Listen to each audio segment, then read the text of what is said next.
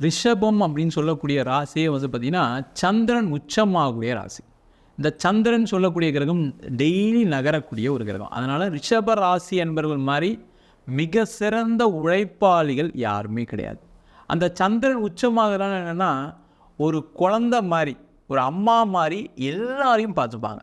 அது அப்பாவாக இருக்கட்டும், அம்மாவாக இருக்கட்டும், கூட பிறந்தவங்களாக இருக்கட்டும், அவங்களுக்காக உழைக்கிறதுல நம்பர் 1 ராசி இந்த ரிஷப ராசி.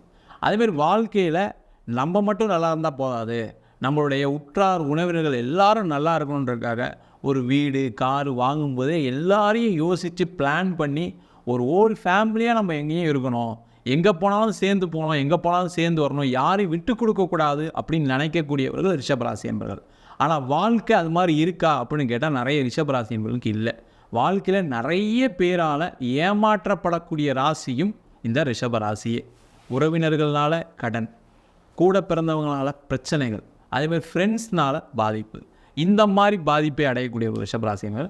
அதேமாதிரி ஒரு வீடு வாங்கினேன், கார் வாங்கினேன், எங்கள் அம்மாக்காக வீடு வாங்கினேன், என்னுடைய தம்பிக்காக கார் வாங்கினேன்னு சொல்லி கடன் படக்கூடியவர்கள், அந்த வீட்டில் ஒழுங்காக இருக்க முடியாமல், அதில் கடன் கட்ட முடியாமல் கஷ்டப்படக்கூடியவர்களும் ரிஷபராசி என்பவர்களாக இருக்காங்க.